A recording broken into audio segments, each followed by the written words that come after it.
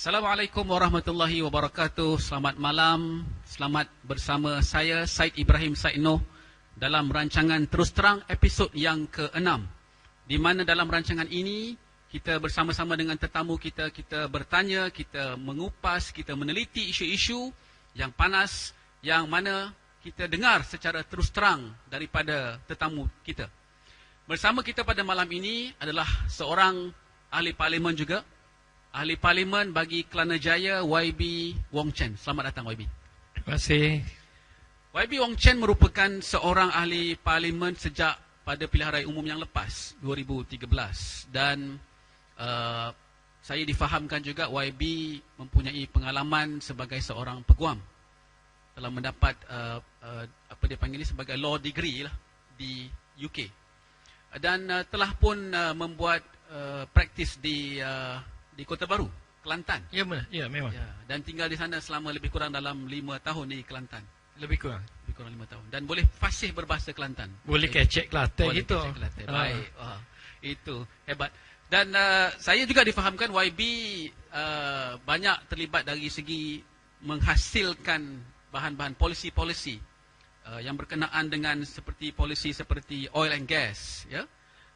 Kemudian berkenaan dengan rice and agriculture, pertanian. Kemudian berkenaan dengan yang terbaru, yang terkini ini adalah tentang political party finances ataupun pembiayaan parti politik. Jadi ini semua adalah ruang lingkup ataupun areas yang mana YB terlibat secara langsung.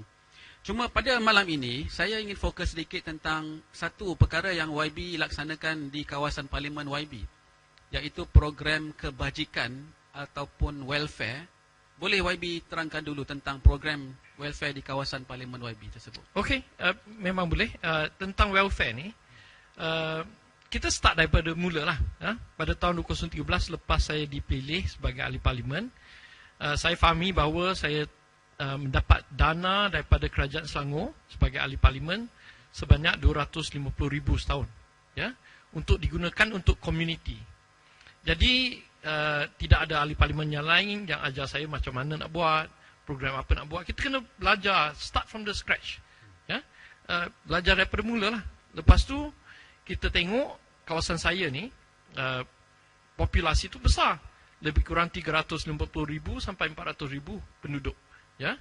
Kelana Jaya sampai Subang Jaya, sampai ke USJ. Jadi pengundi berapa ramai YB di Kelana Jaya? Pengundi 100,000. 100,000. Jadi usually kita pakailah 3 kali 3.5% times the penduduk lah sebagai populasi sebenarnya, ya. Jadi kita lihat bahawa lebih kurang terdapat 40,000 orang yang miskin, miskin tegar lah di kawasan Kelana Jaya. Jadi kita buat satu konsep, iaitu kita akan buat kebajikan, bayaran kebajikan. Takrif miskin YB? Takrif miskin? Miskin tu maknanya kita bagi 3 kategori. Pertama, kita bagi pada usia emas, ya, yang miskin. Dia kena two satisfaction lah. Pertama, miskin. Kedua, usia emas. Kedua, miskin dan juga ibu tunggal, ya, ataupun bapa tunggal. Okey.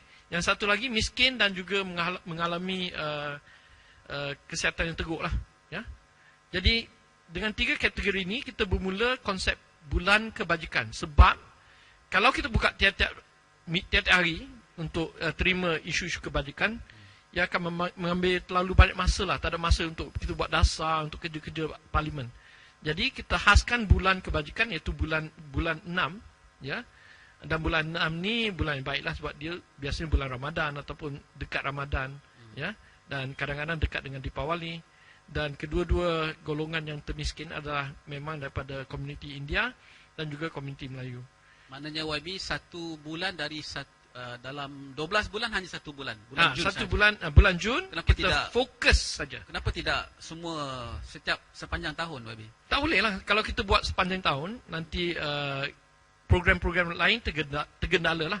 Maknanya kita kena fokus kepada kerja kita sebenarnya di parlimen, iaitu pergi ke parlimen, lihat undang-undang baru, langkahkan dasar-dasar baru, dan juga pantau ekonomi. Jadi kita khaskan bulan 6. Banyak orang dah minta ni. Tahun lalu 700 lebih. You can imagine, kita terdapat, kita 3 staff, full. 30 hari kita kerja tungkus lumus untuk proses, untuk interview, cek data mereka, cek dia punya IC, cek apa-apa lagi perubatan, dokumen-dokumen yang penting. Jadi dalam bulan itu full out, dan kita pakai semua intern-intern kita masuk, dan kita bolehlah proses banyak. Jadi maknanya program ni bagus, YB laksanakan untuk tujuan pengundi-pengundi di kawasan YB Ya, bagi segi memang. kebajikan mereka. Tapi adakah YB setuju, maknanya tanggapan bahawa ahli-ahli parlimen ni adalah ahli-ahli parlimen welfare? Oh, tak. Sebenarnya kita bukannya sebenarnya nak bagi welfare lah. Cuma kita diberi amanah untuk guna 250,000, ya. Kalau saya buat banyak projek, yang untung tu kontraktor. Kalau saya buat jamuan makan, untung tu caterer, betul tak? Lebih baik saya buat kebajikan bayar bagi terus pada orang. Jadi dalam bulan tu saja, 1 bulan saja kita pakai lebih kurang 100 sampai 120,000. Half of our budget diselesaikan dalam 1 bulan. Ini memberi saya masa untuk buat kerja-kerja parlimen yang lebih penting daripada beri kewangan atau kebajikan ataupun cari jalan untuk menggunakan dana komuniti ini. Ada pendapat yang mengatakan bahawa tugas ahli parlimen tu juga adalah untuk menjaga kebajikan. Tapi dalam YB sebut tadi, maknanya ada tugas-tugas yang lain sebagai ahli parlimen, dan itu tidak semestinya fokus tumpuan kepada YB tentang kebajikan, tentang apa. Tapi ada yang mengatakan bahawa itu memang antara tugas penting Itu ahli parlimen. bukanlah, itu Kementerian Kebajikan. Kena jaga kebajikan tu. Lagipun dana kita 250,000 ni, di mana saya guna 120,000 untuk kebajikan, adalah terlalu kecil. Dia tidak boleh membuat apa-apa impact pun. Cuma bagi penerima, dalam bulan 6 tu dia longgar sikit lah. Dia lebih selesa sikit. Ya? Kebanyakan mereka mendapat pendapatan sebanyak 1,500, 800 pun ada sebulan. Jadi bila kita bagi 300, 400, 500 ringgit, bulan tu dia shock sikit. Itu ya. Maknanya keperitan mereka tu kita tanggung sikit lah. Itu saja. Jadi bagi saya fungsi tu, dana yang kita ada memang tak cukup. Tapi asalkan kita agihkan dengan cepat dan juga dengan telus, ia merupakan kerja-kerja yang baiklah bagi kita. So YB tak setuju lah, maknanya sebahagian daripada tugas ahli parlimen tu adalah untuk menjaga kebajikan.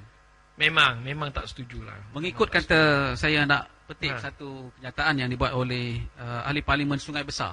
Okey. Barulah ni, ahli parlimen Sungai Besar adalah YB Budiman. Ya. Dia juga merupakan adun Sungai Panjang. Dan dia menyebutkan bahawa antara tugas sebagai seorang ahli parlimen ataupun sebagai adun ialah tiga peranan. Yang pertama adalah sebagai seorang pegawai kebajikan. Okey. Yang kedua adalah untuk memahami isu-isu komuniti. Dan yang ketiga adalah untuk mencadangkan undang-undang lah di parlimen. Iaitu yang YB pun sebut tadi. Polisi-polisi di parlimen. Jadi bagi dia, maknanya ada satu kepentingan untuk seorang ahli politik memainkan peranan antara rakyat dengan kerajaan, dengan agensi kerajaan, termasuk untuk kebajikan mereka. So, itu nampaknya macam seolah-olah berbeza dengan pandangan YB sendiri. Bukan menjadi tugas ahli parlimen untuk juga menjaga kebajikan mereka? Untuk menjaga kebajikan ni, kalau kita diberi dana yang cukup, makanya impact tu boleh berlaku. Dan dana yang cukup tu berapa? Sekurang-kurangnya 2-3 juta. Siapa nak bagi 2-3 juta komuniti untuk kita? Lagipun, saya rasa kawan baik saya tadi tu dari Sungai Besar tu, dia mungkin confused sikit. Sebab kerja parlimen ni sebenarnya, ya, yang pertama ialah undang-undang.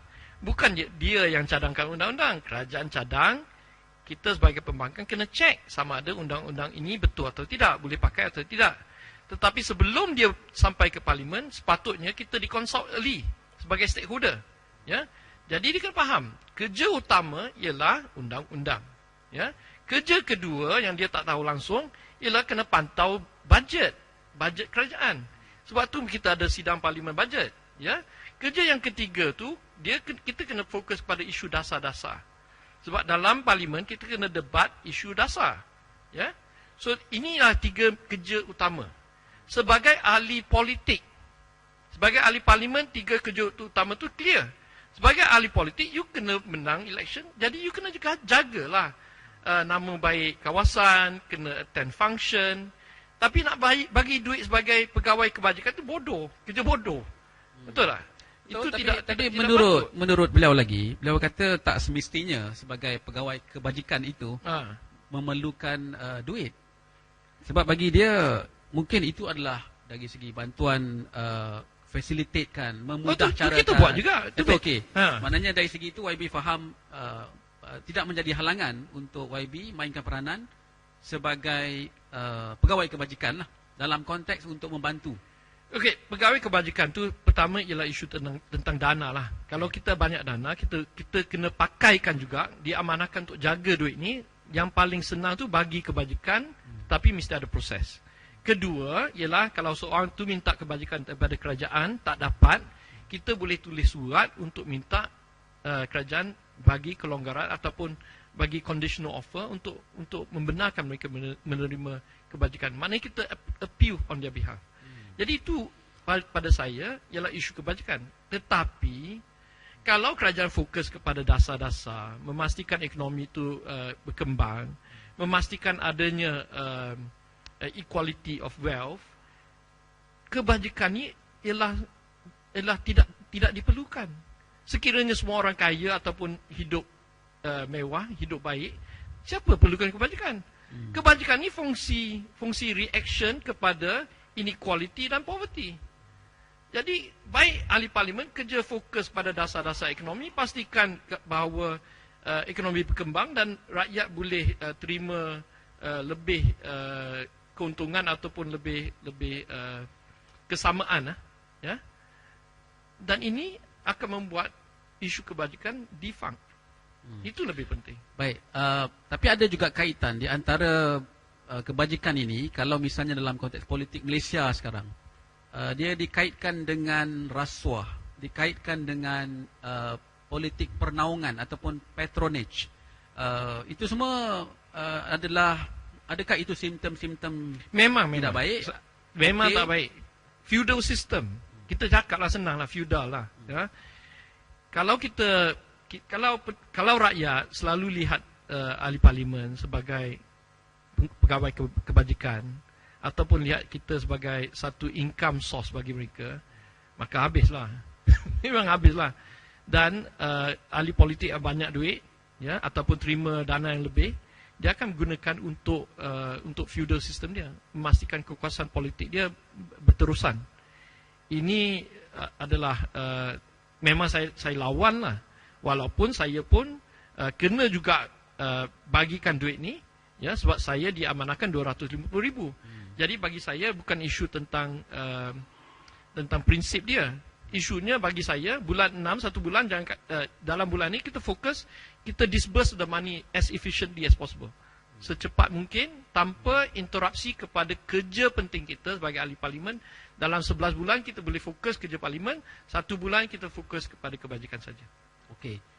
Berkait dengan isu tadi tu, YB sebut pasal feudal, pasal saya sebut pasal rasuah tadi. Ada kaitan dengan BRIM. Okey. Dalam konteks BRIM ini, kita memang tahu bahawa ada laporan pada tahun lepas masa YB membentangkan bajet alternatif untuk Pakatan Harapan, di mana YB sendiri menyebutkan bahawa BRIM itu adalah satu program yang baik, yang sepatutnya boleh diteruskan oleh kerajaan, parti pemerintah. Tapi pada masa sama tadi ada isu tentang itu boleh menjadi satu form ataupun satu bentuk rasuah. Betul. Adakah maknanya ada kat situ ada konflik? Adakah YB setuju dengan BRIM ataupun tidak? Tak. Pertama, dalam sidang akhbar tu di mana saya bentangkan bajet Pakatan Harapan, ada persoalan daripada wartawan. Dia tanya saya kata bukan saya support BRIM.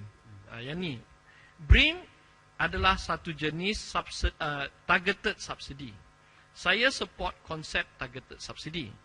BRIM pada tahap sekarang ataupun pada sistem yang dipakai sekarang ni, banyak isu dia. Isu pertama, kenapa BRIM ni dibagi melalui badan-badan politik? Ya. Nombor dua, kenapakah subsidi ni nampaknya flat? Dia tidak ikut keperitan rakyat. Kalau yang paling miskin kena bayar lebih. Ya.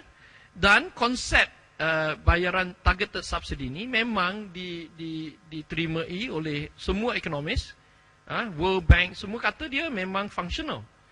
Tetapi isu yang paling besar ialah BRIM dan targeted subsidy merupakan satu stopgap measure, ya, bukannya solution, not the final solution, stopgap measure untuk mengatasi inequality, ya. Kalau kita fokus pada inequality dan juga rising income wages, kita tidak payah pakai BRIM. Kalau negara kita masih jurang kaya miskin ini terlalu besar, BRIM merupakan satu-satunya targeted subsidy yang saya boleh terima. Sebab saya akan, kalau kita menang, kita form kerajaan.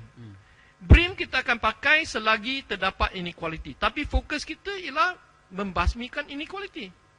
Tapi ada tuduhan YB yang mengatakan BRIM ini adalah satu bentuk rasuah. Ini yang disebutkan oleh Tun Mahathir, disebutkan oleh juga MB Menteri Besar Selangor, Azmin. Jadi mereka mengatakan bahawa ini satu bentuk rasuah. Sedangkan kita tahu, YB pun tahu bahawa ini adalah satu polisi oleh kerajaan UMNO, kerajaan parti pemerintah. Jadi apakah YB tak rasa bahawa bila YB menyebutkan bahawa itu BRIM, kita boleh terima. Tapi bila dalam media, mereka mengatakan memang YB terima dan menyebutkan itu sebagai konflik antara YB sendiri dengan kawan-kawan YB dalam Pakatan Harapan, dalam parti-parti. Saya rasa tidak ada konflik sebenarnya. Pada prinsip dia, Dr. Mahathir, ya, Dr. Mahathir itu bukan parti saya, dia itu parti bersatu. Dia itu old school, betul tak? Economics dia dulunya. Dia, economics Dr. Mahathir senang, dia support privatization. Betul? Ya, sebab tu kita ada IPP semua ni hari ni. Ya. The old school thinking ialah, dan pada masa 1980-an, ya, keadaan ekonomi blind. Ya, mereka ada oil crisis 1979. They have too much, nampaknya terlalu inefficient kerajaan. Jadi mereka gila privatization. Ya. Pada konteks hari ini di mana inequality ini merupakan isu terbesar di dunia, targeted subsidy is a solution. Ya, jadi kita tak boleh lihat dari segi prinsip dan juga daripada segi jangka masa bila apakah yang boleh kita apply. Ya, jadi saya rasa tidak ada pencegahan, tak canggah lebih lah daripada opinion Dr. Mahathir itu. Ya, bagi saya sebagai seorang ahli parlimen, saya memang berpegang pada prinsip saya bahawa kalau kita buat kerajaan, kalau saya nasib baik saya masuk sebagai menteri kecil. Ya, kalau nasib tak baik, jadi backbencher, saya akan pursue this matter, sama. Selagi inequality, transition mesti pakai BRIM. Bukan pakai BRIM lah, pakai target subsidy. Targeted subsidy. Tetapi dengan condition. Ya, di Latin America kita lihat terdapat program Bolsa Familia, dia condition dia ada. Bukannya kita semata-mata boleh terima RM700, RM1,000 sebulan, setahun. Ya, you kena prove. You hantar anak you belajar. Kalau dia pergi sekolah 20 hari sebulan ataupun 22 hari sebulan, meet all the target 99%, 95% attendance rate, you baru bayar. Maknanya ada syarat-syarat yang memang ada syarat. Dalam konteks sekarang ni pun ada syarat, YB. Maknanya apa? 3,000 ke bawah baru yalah, syarat dapat. Tu bukan conditional, itu syarat data. You know tak? Ya? Dia bukan syarat conditional. Conditional requires you to do some work. Okay? Seperti senang. Kalau orang Dr. Mahathir old school lah. Okay. Old school thinking, you kena kerja. Kerajaan tak boleh jaga you. You are your own man. You have to do it yourself. Betul tak? Ya, old school thinking, John Wayne punya style. Betul. Jadi kalau kita buat program targeted subsidy, kita boleh bagi BRIM tetapi dengan syarat you bekerja. Kalau you duduk rumah, tak buat kerja, shake leg, dapat BRIM tiap-tiap bulan, that is not targeted subsidy. Target subsidy mesti ada syarat dia, dan syarat dia mesti you mesti perlu cari kerja ataupun ada kerja baru boleh terima.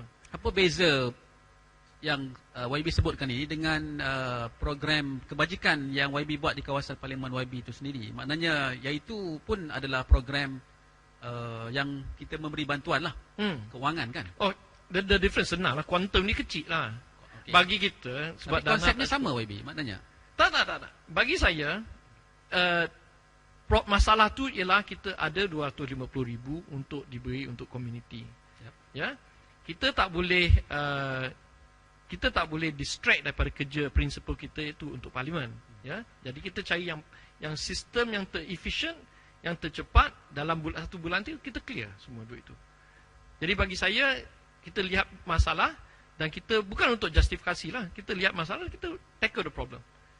Ada juga cadangan tentang BRIM ni, YB, maknanya dalam konteks sekarang ni pihak kerajaan ataupun parti pemerintah, mereka sudah laksanakan ini dalam kepada 60% daripada penduduk, dan mereka ada, kita boleh kata kelayakan lah, bukan syarat kelayakan.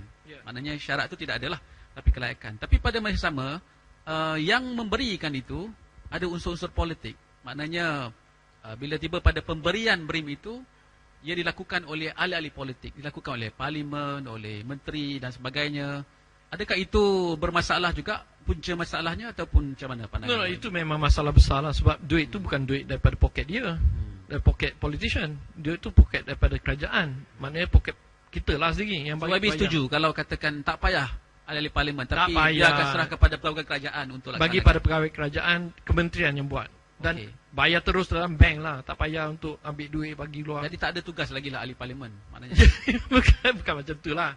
Tugas tu banyak juga, cuma yang penting tu fokus kepada isu-isu betul parlimen. Ya, bukan duit sebagai dari mana sekarang ni kalau yang laksanakan itu bagi-bagi BRIM oleh ahli parlimen, oleh menteri-menteri, itu bukan tugas mereka. Memang bukan tugas mereka. Bukan peranan mereka sepatutnya. Kalau you pergi walaupun itu adalah bersama rakyat, mendekati rakyat. Bersama dengan rakyat tu memang you kena buat. Tu community work, betul tak? Ya, kalau ada gotong royong, you kena turun badan lah. Dan kalau ada orang yang kecemasan, you kena tolong lah, tu biasa. Ya. Tapi untuk bagi kebajikan ni janganlah. Saya rasa tidak ada keperluan untuk melakukannya. Ya. Jadi itu sajalah isu dia. Okay. Saya ingin balik kepada isu pembiayaan parti tadi, ya. Okey, YB kan. Dari segi isu pembiayaan parti ni, saya rasa sudah menjadi terkenal sekarang ni sebab isu derma 2.6 bilion iaitu disebut sebagai derma dan kemudian dikatakan digunakan untuk rakyat, ya. Jadi adakah itu dibenarkan? Ada juga akta-akta dalam undang-undang kita yang menyebutkan ada limit dan sebagainya. Dalam akta Election Act, I think, ya? Dalam akta pilihan raya, kesalahan pilihan raya pun ada juga disebutkan perkara-perkara macam tu. Dan kemudian ada juga usaha-usaha oleh pihak kerajaan sendiri, ya, untuk melaksanakan undang-undang baru berkenaan dengan party financing, political party financing. Tapi saya pun tak tahu di mana kedudukannya sekarang. Apakah suasana ataupun apa yang kita boleh katakan sebagai political party financing ini sesuatu yang perlu dilihat semula, direformasikan, ataupun kita dah kena terima, itulah dia Malaysia? Tak. Bagi saya, kertas yang kita keluarkan tu dalam minggu lalu adalah sangat penting. Sebab bagi kita, ahli-ahli parlimen, 99% lah, kata 95% ahli parlimen mendapat position mereka di parlimen sebagai ahli parti.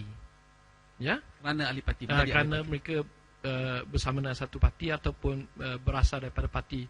Ya? Jadi, sekiranya kita nak ahli parlimen yang ikhlas, yang tak korup, maka parti tidak boleh mengamalkan corruption. Parti culture kena yang ikhlas, yang tak korup. Jadi, dalam isu semua organisasi, kita perlukan pantauan tentang income parti itu dan expenditure of the party. Ya. Jadi, dalam kertas saya, kita fokus pada satu benda. Bagaimana parti itu mendapat kewangan mereka dan bagaimana mereka gunakan wang itu. Dan apabila rakyat faham di mananya datang, berapa yang diperlukan, maka mereka boleh pantau cara macam mana mereka mendapat dana ni. Itu adalah dasar-dasar dalam kertas saya. Ya. Adakah bermakna YB setuju bahawa mesti ada ketelusan di kalangan semua ahli-ahli parlimen tentang kedudukan keuangan mereka? Personal, ya. Kertas tu fokus pada parti. Ya. Parti, baik. Jadi kita fokus pada satu benda. Saya tanyalah soalan pada Tuan Syed. Tuan Syed tahu ke tak? Tahu. Apakah berapakah yang satu parti perlu untuk operasi mereka setiap tahun? Saya tak tahu berapa. Semua orang tak tahu. Ya. Jadi kertas kita cuba fokus pada satu parti mid-size dan kita lepas kita buat calculation, dia kena bayar berapa pekerja, kena buka berapa cabang semua tu, lebih kurang 8 sampai 10 juta setahun. 8 hingga 10 juta setahun. Satu parti perlukan, satu mid-size parti lah. Okay. Perlukan 8 ke 10 juta setahun. Yang besar-besar macam UMNO tu kita tak tahulah dia nak pakai berapa. Beratus-ratus juta pun tak cukup, betul tak? Ya. Tapi untuk satu mid-size parti yang frugal, bukan kata yang naik kereta besar semua tu, yang naik kereta Proton, ya, mid-size parti yang pakai Proton, jimat lah. Jimat austere lah kita panggil tu, bahasa Inggeris tu austere. Dia perlukan 8 sampai 10 juta setahun. Jadi soalan kedua ialah bagaimanakah kita boleh kita boleh raise duit ini 8 sampai 10 juta tahun, dan bolehkah kita melakukannya melalui ketulusan dan juga legal means. Itu soalannya senang. Ya, itu untuk parti. Ya. Jadi bagi kita dalam kertas tu kita kata dia boleh dapat daripada subscription ataupun fee members. Ya. Dia boleh dapat daripada potongan gaji saya sebagai ahli parlimen 20%, dan yang balance 35% tu dia boleh buatkan program-program fundraising lah untuk dapatkan. Semua tiga source ni adalah completely legal. Ya, yang illegal tu terima rasuah, terima duit daripada developer, nak naikkan 5 tingkat lagi kondo, ataupun abuse of power, tu semua tak boleh lah. Jadi kertas tu menimbulkan satu prinsip yang penting sekali untuk parti politik, sebab parti politik melahirkan ahli-ahli parlimen. Ya? So if the mother is corrupt, macam mana anak dia di dalam parlimen akan behave. Dan YB juga ada cadangkan sebenarnya supaya ahli-ahli parlimen diberikan kenaikan gaji untuk menutup ruang-ruang rasuah. Betul. Memang betul. Boleh ulas sikit tentang perkara tu, YB. Bagi banyak orang, apabila mereka tanya saya berapakah gaji YB lah, dia kata tanya saya kata 26,000 sebulan. Wah, banyak tu. Tak cukup lah, dia tanya saya. Okey. 26,000 sebulan tu nampaknya okey. Ya, memang selesa. Tapi orang tak faham bahawa kita kena jaga kita punya pejabat dengan 26,000 sebulan tu. Pertama, kita kena bagi dana kepada parti, sebab parti yang melahirkan kita ataupun support kita. Jadi kita bayar balik 20%. Itu dah 5-6,000 dah hilang dah. Okey? Jadi kita come down to 20,000, betul tak? Pejabat saya dengan 3 staff, kita menggunakan lebih kurang 14,000 sebulan. 14,000. Okey? Jadi balance tu berapa lagi? Sewa pejabat dan sebagainya. Balance tu 6,000. Lepas you bayar income tax, makan, nak jaga anak semua tu, tak ada, there's nothing left. Jadi orang tak faham. Kalau dia bayar 26,000 sebulan, tetapi kerajaan tanggung kos untuk office, okey. Itu memang selesa lah. Ya? Jadi kalau ahli parlimen tak boleh bawa balik sedikit wang untuk anak-anak dia ataupun untuk isteri dia, dia akan cuba cari avenue lain. Ada yang buat kerja lain, ada yang cuba cari corruption. Itu adalah permulaan sistem korup ahli-ahli parlimen. It's very important. Ya. Tapi mungkin juga ini saya nak provoke sikit YB lah. Maknanya sampai bila pun tak cukup sebenarnya YB. Kalau nak kira jumlah kan. Adakah kerana jumlah itu kurang, maka ni sebab ada juga daripada kalangan ahli parlimen yang ada bisnes, yang ada kedudukan dalam lembaga dan sebagainya, yang cukup banyak dari segi dana dia. Tetapi kita sekarang nak naikkan lagi gaji dia, YB? Tak. Apa yang penting ialah bukannya orang yang katakan dia millionaire, dia jadi ahli parlimen, okey, ataupun dia businessman besar, dia jadi ahli parlimen. Dia tu tak ada problem lah. Apa yang kita kena buat tu ialah memastikan gaji ahli parlimen boleh cater untuk ahli parlimen yang kurang kaya. yang cukup untuk ahli parlimen yang kurang kaya. Ya, that is the key point. Bukannya kalau dia multi-millionaire macam Donald Trump tu dia tak payah worry. 26,000 nothing to him, right? Jadi undang-undang kita dari segi gaji ahli parlimen kena cater untuk the poorest. Ya, make sure they can survive tanpa corruption. Maknanya ada ketidakseimbangan lah dari segi gaji. Betul lah. Bagi mereka yang berada, sudah ada bisnes dan sebagainya, mereka tidak perlu kepada gaji yang lebih tinggi. Tak. You tak boleh buat two set of rules. You kena satu flat rule lah. Okay. Cuma memastikan yang minima tu boleh hidup dengan selesa. Dan kalau mereka boleh hidup dengan selesa, dia akan buat kerja parlimen dengan baik. YB antara orang yang setuju tentang ketelusan. Tetapi dalam konteks ahli parlimen yang telah pun mengisytiharkan asetnya, okay, setakat ini yang secara jelas menyebutkan tentang perkara ini adalah dua orang lah, iaitu YB Rafizi Ramli, ahli parlimen Pandan, dan YB Dr. Mujahid Yusof Brawa di Parlimen Parit Bunta. Tapi YB sendiri belum pernah. Saya belum lagi isytihar. Sebab apa YB? Isu dia bukan rumit sangat lah. Ya, yang pertama ialah sebagai ahli parlimen kita tidak dikendaki untuk isytihar harta kita. Itu ialah undang-undang sekarang. Ya. Jadi sebagai ahli parlimen, selagi saya tidak duduk dalam satu position di mana saya boleh membuat decision making, membuat keputusan yang mengakibatkan dana kerajaan, saya rasa tidak perlu saya isytihar dana. Okey? Sebab konsep isytihar dana ni ataupun asset declaration sebenarnya ialah untuk memastikan bahawa pada tahun ini bila saya jadi menteri ke, jadi menteri besar ke apa, saya ada dana X amount, 1 juta. Bila saya habis 5 tahun, dana saya sepatutnya 1 juta juga. Bukannya 10 juta, 20 juta, 100 juta. Ataupun ada kenaikan sikit lah. Kenaikan ada lah, memang sikit lah, ada lah. Yalah. Ya. Jadi orang yang ada kuasa yang menggunakan dana kerajaan perlu isytihar. Ya. Di negara lain, ada negara yang barat yang perlukan semua ahli parlimen isytihar, sama ada mereka ada position exco atau tidak. Ya. Ada yang tidak mengamalkan. Bagi saya juga kena weigh in lah, privacy issue lah tentang saya lah. Ya. Saya memang adalah peguam korporat dulu, ya, dan saya memang ada duit. Let's just be very clear. Okay. Ya. Dan sekiranya saya isytihar duit saya, mungkin ada negative impact terhadap keselamatan keluarga saya juga lah. Okay. Jadi dia ada isu-isu yang kita kena balance lah. Jadi bagi saya ikut apakah taraf undang-undang sekarang yang tidak memerlukan saya isytihar. Tetapi saya faham juga dalam invoke ni, dia cuma akan support ahli-ahli parlimen yang isytihar lah untuk dana mereka. Jadi bila masa dah sampai, saya akan isytihar lah. Itu saja position saya. Sebab saya rasa kenapa ditanya soalan ini, kerana kita memegang prinsip tertentu lah, macam YB, prinsip ketelusan, accountability kan.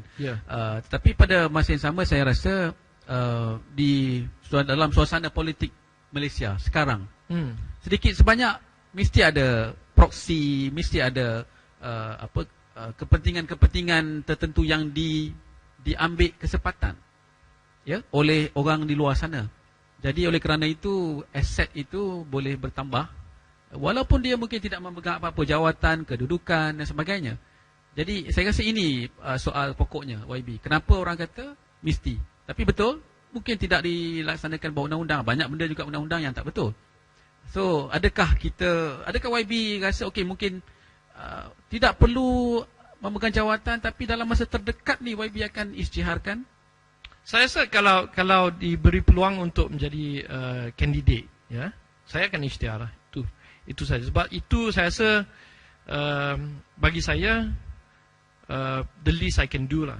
Tapi pada tahun lalu, pada pilihan raya lalu memang tidak ada keperluan untuk isytihar aset, jadi saya tidak isytihar.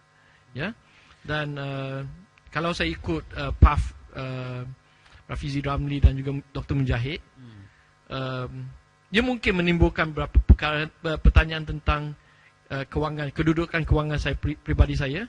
dan juga tentang isu-isu keselamatan anak-anak saya lah. Jadi there's a fine balance lah. Okey, tak apa baby. Kita beralih sikit topik. Sebab tadi saya teringat bila sebutkan tentang party financing sekali lagi ya. Ya. Dalam konteks sekarang ini Malaysia tidak mengamalkan seperti ada negara lain yang mana memberikan direct financing daripada kerajaan kepada parti. Boleh YB ulas sikit tentang perkara ni? Adakah ini satu yang kemungkinan boleh dilakukan di negara kita sebagaimana dilakukan di negara lain? Tak, direct financing daripada kerajaan kepada parti-parti adalah satu keperluan. You have to do it. Ya. Sebab alasan dia senang, ya. Kita tahu politik ni akan menggunakan sedikit banyak wang lah, ya. It's expensive. Politics is expensive. Sekiranya parti-parti nak menang, dan semua parti-parti memang nak menang lah, ya, dia akan gunakan dana. Dan kalau mereka tak dapat dana daripada internally generated melalui membership dan juga taxation dia, maka dia akan lihat pada cari orang kaya lah. Dan bila orang kaya bagi duit, guarantee orang kaya tu expect something in return. Betul? Ya. Jadi lebih baik dia dapat duit daripada kerajaan daripada dapat duit daripada orang-orang kaya yang boleh corrupt parti mereka. Jadi semua negara barat yang betul-betul advance lah, macam Germany, Japan, New Zealand yang baik lah, ya? bukan Amerika Syarikat. Okay. Mereka mengamalkan direct financing from government. Ia memang efektif. Di Amerika, tadi YB sebut pasal Amerika, Donald Trump sendiri adalah seorang billionaire lah, boleh kata kan. Tapi dia menjadi presiden Amerika. So di sana maknanya okey, tidak ada masalah dari segi corruption ke, ataupun boleh menggunakan wang tu sebagai pengaruh untuk membeli undi. Dalam kes Donald Trump, duit dia tu banyak, ya. Dan walaupun dia banyak, saya rasa setengah daripada duit dana untuk election tu daripada supporter dia. Okey? Dia cakap nak lawan inequality, nak lawan bankers, tiba-tiba semua lepas election cerita lain pula, dah U-turn. Ya. Jadi sistem Amerika ni bukan satu model yang baik. Dia memang satu model yang terlalu buruk sebab corruption mereka tu telah dilegalize dengan lobbying. Dia mengamalkan sistem lobbyist yang kuat sangat, ya. Jadi Google akan bagi 10 juta pada Clinton, 10 juta pada Donald Trump, ataupun banyak syarikat akan bayar dua-dua side. Jadi menang kalah pun dia menang. Ya. Dan sistem lobbying ini menyebabkan Amerika Syarikat pada hari ini terlalu jurang miskin kaya ini terlalu besar. Ya. Jadi kita tak boleh pakai Amerika lah, sistem Amerika. Kita kena lihat Germany, New Zealand, betul-betul demokrasi Nordic country, semua mengamalkan government financing. Government financing, maknanya ada grant daripada kerajaan kepada parti berdasarkan formula lah. Formula ni senang. Macam mana penyelesaian dia? Formula dia tu? Formula tu pertama, kalau kita start satu parti, kita tak boleh terima dana daripada kerajaan. You kena prove dulu. Kalau saya start satu parti 2,000 orang, saya masuk election, saya dapat financing, itu tak betul lah. Ya. Jadi daripada experience yang kita lihat daripada Germany, semua negara-negara barat yang maju, dia mengamalkan sistem di mana sekurang-kurangnya you kena dapat satu seat di parlimen baru boleh dapat financing. Ya. Dan setiap financing ikut kadar dia lah. Di Jepun dia bayar lebih kurang RM10 satu vote yang mereka dapat. RM10 untuk satu undi. Satu undi yang dimenangi. Okay? Yeah. Katakan parti LDP tu menang 10 juta vote. Okay? Jadi dia terimalah dana daripada kerajaan 1 juta. 1 juta. Okay? Bagi kita PKR kita menang, kita akan recommend untuk bayar RM5 satu vote. Ya? Bukan RM10 macam Jepun. Jepun kaya sikit. Dana kita tak payah tinggi sangat. Ya, kalau you menang 2 juta undi, you dapat 10 juta donation daripada kerajaan. Dan itu cukup untuk satu parti yang mid-size untuk 1 tahun. Maknanya dia tak payah cari wang-wang yang lain, yang wang-wang yang korup semua tu. So maknanya mesti ada peruntukan dari kerajaan. Memang Ada belanjawan, ada bajet yang diperuntukkan supaya ada portion dia untuk parti ataupun ahli parlimen lah. Ya, Ataupun ini akan menelan belanjawan kerajaan sebanyak 50 juta setahun. Adakah duit daripada kerajaan ini untuk 50 juta? Belanjawan kerajaan 280 bilion setahun, brother. 50 juta ni tak ada isu. Banyak hutang juga YB. Hutang tu memanglah, tapi kalau kita bayar party finance ya melalui kerajaan, theoretically corruption akan jatuh. Faham?